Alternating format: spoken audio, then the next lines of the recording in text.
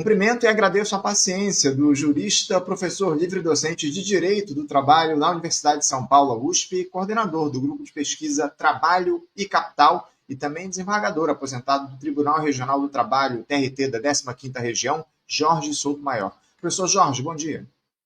Bom dia, Anderson, e os ouvintes da Faixa Livre. Professor, quero agradecer muito sempre também aqui a sua presença, prestigiando o nosso programa, sempre oferecendo aí suas opiniões a respeito de temas importantes para o nosso país. E eu quero começar o nosso papo hoje, professor, falando obviamente sobre o mundo do trabalho e trazendo uma boa notícia, porque o ano de 2024 fechou como o ano em que nós tivemos um recorde aí no número de empregos com carteira assinada no setor privado aqui no nosso país. Foram 39,2 milhões de brasileiros que encerraram 2024 com carteira assinada. Segundo dados da Pesquisa Nacional por Amostra de Domicílio, a PNAD contínua, divulgada na última sexta-feira pelo IBGE, o resultado, que não inclui empregados domésticos, é 3,3% superior ao apurado no mesmo período do ano anterior, ou seja, 1,3 milhão de pessoas a mais. O número de empregos sem carteira assinada também aumentou no período 5%, chegando a 14,2 milhões e mantendo um patamar alto, próximo aí do recorde registrado no terceiro trimestre de 2024. Eu estou me referindo ao último, ao quarto trimestre do ano passado. Outro segmento que apresentou alta foi o de trabalhadores do setor público, que cresceu 4,5% no ano e atingiu o contingente de 12, milhões de trabalhadores. Tanto os trabalhadores por conta própria, 26 milhões, quanto os domésticos, 5,9 milhões, mantiveram-se estáveis na comparação com o último trimestre de 2023. Já a taxa de informalidade, professor, ela ficou em 38,6% da população ocupada, ou 40 milhões de trabalhadores, contra 38,8% no trimestre encerrado em setembro e 39,1% no mesmo trimestre de 2023. Professor, qual é a avaliação que a gente pode fazer desses números com o aumento do número de contratados com carteira assinada aqui no nosso país? Até que ponto a gente deve comemorar esse dado? Bom, obrigado, Anderson. Eu que agradeço sempre pela oportunidade de estar aqui. Então, você começou falando que teria uma boa notícia, né? Mas ao final perguntou, será que o quão é boa essa notícia mesmo, né? Porque evidentemente que a gente tem que olhar do ponto de vista positivo, né? Claro, mais pessoas com carteira assinada não é um dado irrelevante, né? Porém, a gente precisa analisar, e isto eu confesso que não tenho os dados precisos, né? É uma coisa que, para ser com toda a honestidade, né, não tenho esses dados ainda em mãos, né? Você me falou a respeito dessa possibilidade de a gente conversar sobre isso ontem, né? Eu não tive esse tempo de análise de dados específicos, mas independente disso, é sabido, né, que muitos desses empregos, né, os empregos hoje em dia no Brasil, né, estão ali com aquela marca, né, da reforma trabalhista, né? Então, são empregos precários, né?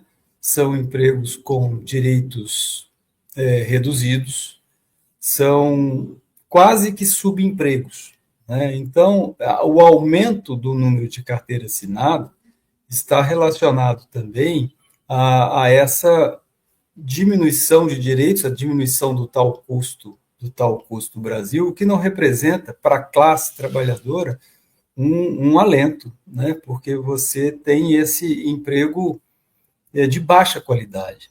Tanto que um fenômeno que acompanha, né, esse movimento de maior número de carteiras assinadas é um movimento também de aumento da rotatividade da mão de obra.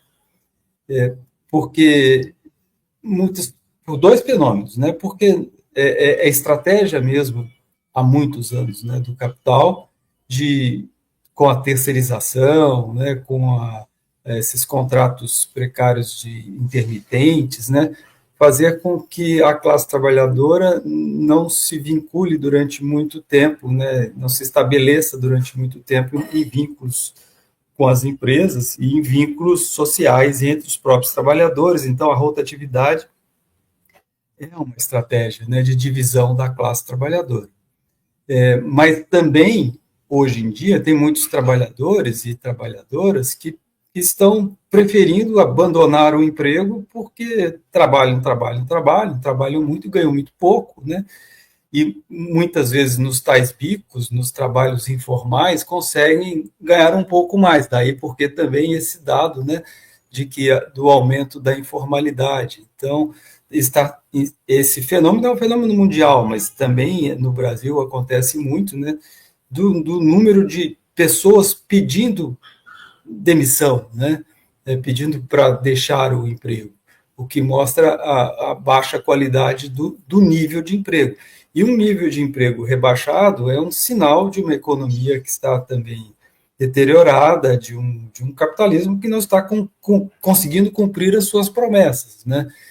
E as alternativas, né, que são essas alternativas do trabalho por conta própria, o trabalho informal, o microempreendedor e tudo mais, são alternativas que efetivamente são efêmeras, são ilusórias, né?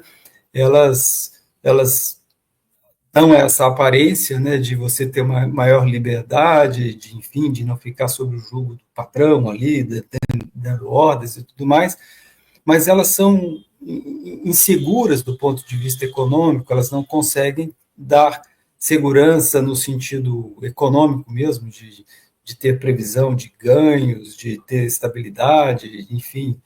E isso é ruim também para o ciclo de circulação das mercadorias, ou seja, é um ciclo vicioso, né, do ponto de vista econômico e social. Então, esse dado em si, né, ele é reflexo de muita coisa, né, de muita coisa ruim, infelizmente, né, mas que o governo tenta vender como coisa boa, né? Maior número de carteiras assinadas, mas todos os outros dados que estão subjacentes, estão relacionados, não nos apontam por uma questão de positividade, né? Sem dúvida, sem dúvida. O professor, eu queria trazer um outro dado aí que foi divulgado também pela PNAD contínua na semana passada. Ela mostrou que a população ocupada cresceu 2,8% no ano e chegou a 103 milhões no quarto trimestre. No entanto, apesar do aumento no emprego formal, a taxa de informalidade ela permaneceu alta em 2024. Como o senhor citou aqui, isso preocupa demais. Como é que essa dualidade afeta essa avaliação mais geral das condições de trabalho no nosso país? O senhor citou esse quadro de precarização que vem avançando muito ao longo dos últimos anos, enfim. A gente tem a criação de empregos formais, mas também um aumento da taxa de informalidade ou, pelo menos, a permanência, a manutenção desse número é preocupante, né, professor? A gente tem que também levar em conta que muito do que se apresenta como informalidade não é propriamente um trabalhador autônomo, né, entre aspas, né, um trabalhador com atividade econômica precária, assim, vendendo cachorro-quente, fazendo uma atividade por conta própria, né? Muito dessa informalidade, na verdade, são pessoas trabalhando para outras pessoas, né, e empresas, mas sem a carteira assinada, né? Ou seja, é muito mais uma situação de ilegalidade do que de informalidade, né? Isso é importante ser destacado porque talvez até se a gente tivesse uma política judiciária, uma política de Estado, né, mais direcionadas à efetividade dos direitos sociais, dos compromissos fixados na Constituição, né, e os empregadores e empresas que cometessem essa ilegalidade de contratar trabalhadores e trabalhadoras sem anotar carteira de trabalho, sem pagar os direitos sociais, sem fazer os recolhimentos previdenciários e tributários e tudo mais, fossem punidos, né, a gente teria condições de diminuir esta informalidade de um ponto de vista melhor, né, para a vida dos trabalhadores e das trabalhadoras e para a economia em geral e, sobretudo, para o projeto social de país, né? Mas o que nós temos na realidade brasileira é uma, uma consideração, vamos dizer assim, né, de que os direitos trabalhistas são elevados demais, esse discurso antigo, né, e que atrapalha o desenvolvimento, que atrapalha a vida das empresas, de modo que parece, né, que o empregador que não registra, que não paga os direitos e tudo mais, ele não está cometendo uma ilegalidade, ele está simplesmente tentando sobreviver, entre aspas, né? E as instituições não punem efetivamente essa ilegalidade, o que é mal para o projeto como um todo, porque sem os registros, né, você não tem os recolhimentos previdenciários, tributários, tudo, mas tem tudo a ver com a própria vida da classe trabalhadora, que depende do SUS, depende dos serviços públicos, depende da educação pública, né? O dinheiro público tem que vir de algum lugar, né? Tem que vir desses tributos sociais, né? Então, essa alta da informalidade é preocupante também por esse aspecto, né?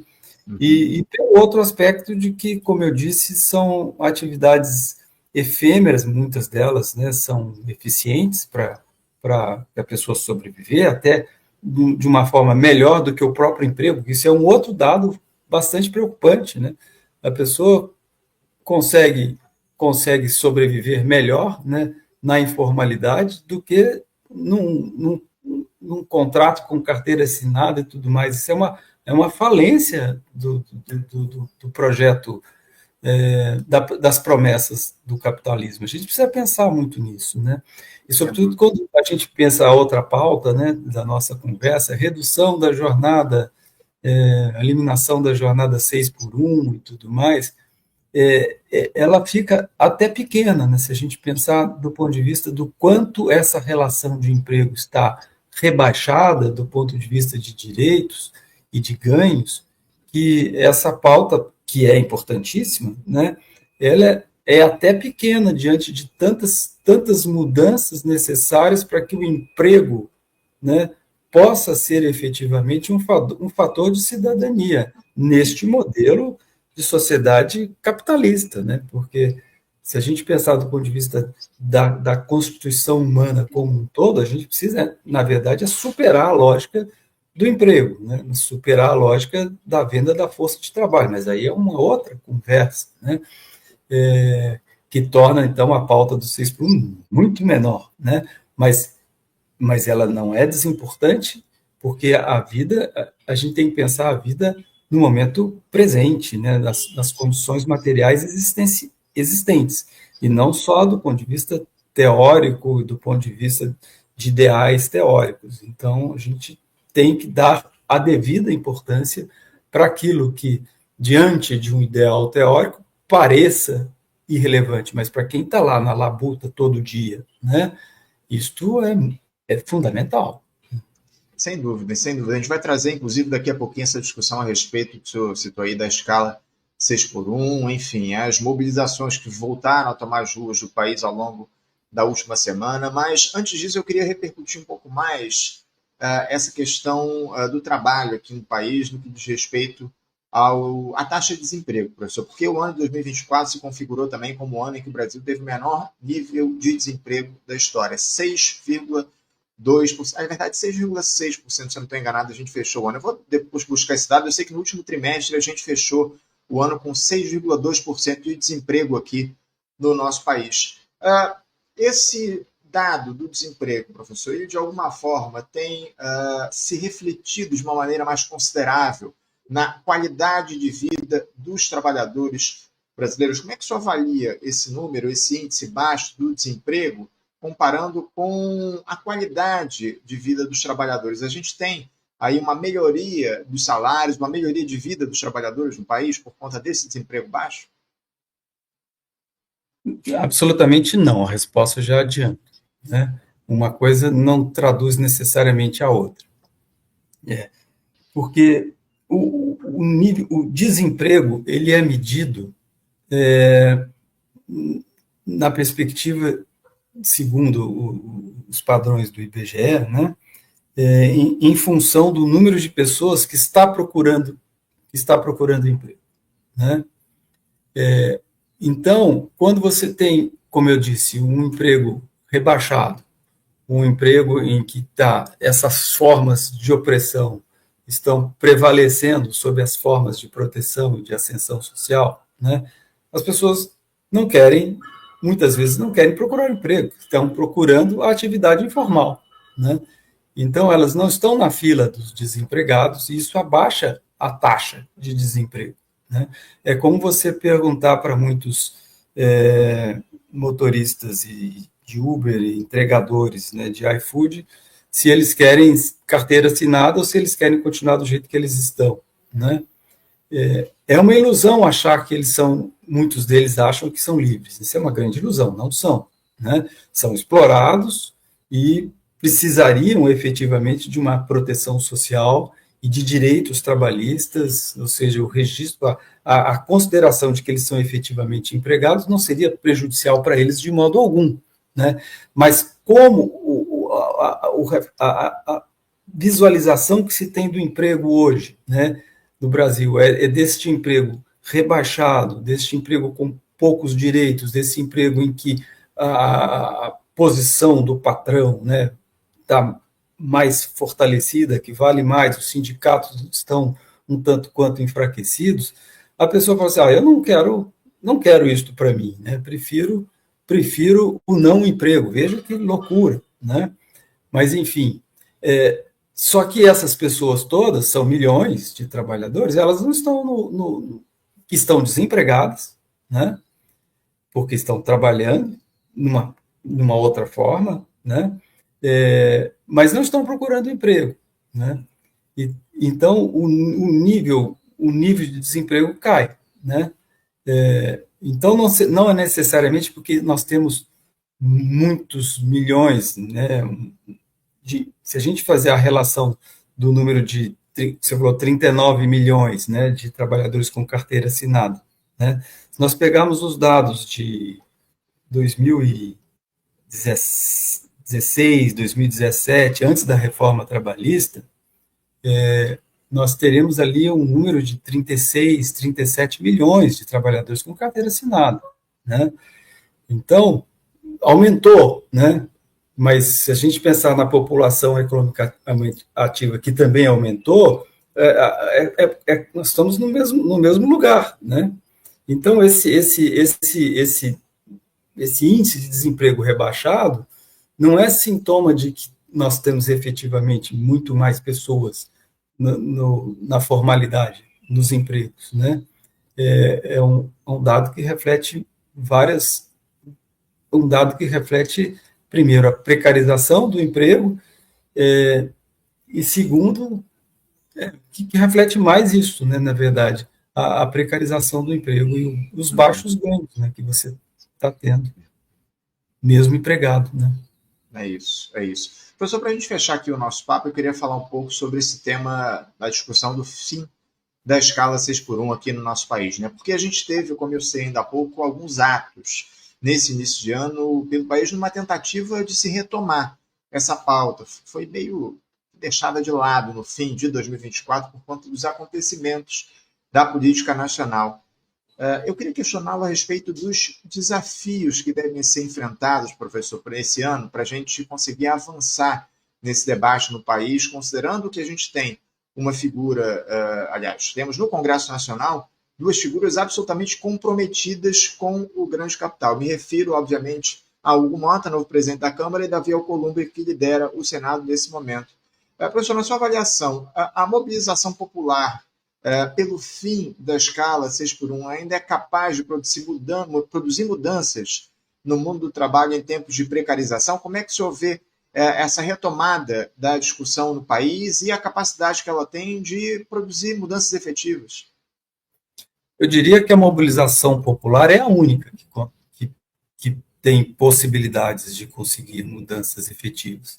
Popular no sentido classista, né? Ou seja, com a perspectiva de classe trabalhadora, né?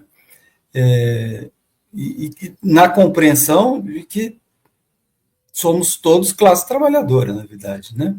Em certa medida, não, no sentido pleno da categoria, né? Então, porque se não for esta mobilização, efetivamente as estruturas políticas, né, por si só, não vão dar conta dessa demanda e vai ter sempre um argumento, digamos assim, de contenção ou de esvaziamento, vindo até mesmo dos partidos ligados aos trabalhadores e trabalhadoras, né? Sobretudo quando você pensa a questão do Partido dos Trabalhadores, do PT, né, no governo, que não consegue levar adiante muito dessas pautas, e mesmo quando pressionado né, pelas bases para que isso seja conduzido, tem sempre aquele argumento de que este não é o momento adequado, de que isto pode inviabilizar o governo, enfraquecer o governo, que essas greves, essas demandas acabam sendo, digamos, cumprindo o papel da direita, acusam trabalhadores em greve de serem agentes da direita, agentes da oposição. É uma coisa que não é de agora, né? De muito tempo, né? E então, as centrais sindicais muito vinculadas, né, ao governo, isso dificulta muito, né? E tem dificultado muito a pauta trabalhista no Brasil. Veja que nós passamos por um golpe de Estado, né, sem uma revolta da classe trabalhadora, sem uma resistência. Depois, a reforma trabalhista, que é um outro golpe, sem a devida resistência. E não conseguimos, mesmo depois de eleito o presidente Lula, né, não conseguimos revogar a reforma trabalhista, isso não foi posto em pauta, né? E agora estamos com essa dificuldade de levar adiante uma pauta de, de, de redução de danos, né? Se a gente pensar assim, né? Que é dessa de 6 por 1. Então é preciso que a mobilização popular se faça sem pensar quais são as possibilidades disso no governo, nas possibilidades no Congresso, no Senado, porque se ficar esperando que tenha um momento oportuno no Congresso para pautar a questão política em defesa da classe trabalhadora, isso simplesmente não vai existir. A gente tem que fazer acontecer, né? E a força da classe trabalhadora é que impulsiona, né, a história. Agora, a força, quando ela é exercida, né? Então, se ela não se exerce, esses meandros políticos vão sempre engolir a pauta. A gente precisa fazer acontecer, acima de tudo, como o senhor muito bem coloca. Acima de tudo, os trabalhadores precisam se mobilizar em torno dessa pauta, por mais que tente haver aí uma certa, digamos assim, de mobilização por parte do governo Lula. Eu estou muito preocupado com os rumos que a gente está tomando no nosso país diante desse quadro onde busca-se aí os acordões por baixo, num cenário onde a população brasileira tem perdido demais as esperanças, a capacidade de renda da população tem sido atacada muito a partir dessas medidas de austeridade tomadas pelo governo federal, pela equipe econômica. A gente vai, inclusive, debater isso na próxima sexta-feira, no debate tradicional que a gente faz aqui no Faixa Livre a respeito da situação da economia no nosso país. Enfim, é um tema importantíssimo que a gente vai trazer para a discussão, mas que afeta, por óbvio, uma série de setores da sociedade brasileira. Professor Jorge, eu quero agradecer demais a sua presença aqui com a gente, mais uma vez no Faixa Livre, que a gente possa fazer outros diálogos ao longo desse ano a respeito do tema do trabalho no Brasil. Certamente a gente não vai faltar assunto para discussão aqui no programa sobre esse tema, e contamos aí com a sua presença aqui no nosso programa. Obrigado mais uma vez pela sua participação no dia de hoje. Um bom dia para o senhor. Bom dia, Anderson. Muitíssimo obrigado. Estou sempre à disposição, viu? Um abraço forte, professor. Até a próxima. Conversamos aqui com o professor Jorge Souto Maior. Ele é jurista, professor livre-docente de Direito do Trabalho da Universidade de São Paulo, a USP, também coordenador do Grupo de Pesquisa Trabalho e Capital, o GPTC, e desembargador, aposentado do Tribunal Regional do Trabalho, TRT, da 15ª Região, falando sobre trabalho e emprego aqui no nosso país, né? Os números aí divulgados de trabalhadores que encerraram 2024 com carteira assinada, também falamos um pouco sobre essa luta pelo fim da escala 6x1, foi retomada ao longo das últimas semanas no nosso país, temas importantes e que a gente espera poder voltar a tratar aqui no Faixa Livre, né? Porque isso, obviamente, depende da mobilização popular. A gente vai continuar trazendo e torcendo para que os trabalhadores não deixem de se manifestar pelo fim dessa absurda escala 6x1 aqui no nosso país, que só favorece os patrões. Os trabalhadores são absolutamente precarizados. Olha, eu até separei aqui umas mensagens que chegaram. Eu ia ler aqui no final da entrevista, mas não deu tempo. Eu vou ler umas mensagens dos nossos espectadores falando sobre esse tema do trabalho aqui. O Arley Viana, ele disse aqui o seguinte, estou há 1 ano procurando emprego. Não estou sendo exigente, estou procurando algo na faixa de 2.600 por mês e não acho. Quando aparece, tenho que disputar com milhares. Esse é um retrato aí da situação do emprego aqui no nosso país. Já a Jaqueline Avanzo diz o seguinte, meu filho trabalha com carteira assinada e o INSS é pago por ele para ter garantias se precisar.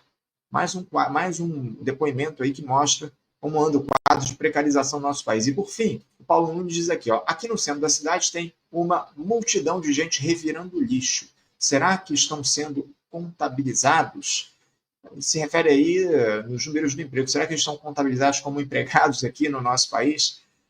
Pois é, né, o Paulo, é uma situação muito grave, a gente vai continuar denunciando, porque está na cara que, apesar da gente ter um avanço no número de empregos com carteira assinada, a situação dos trabalhadores é absolutamente precária e a gente precisa fazer esse alerta no nosso programa.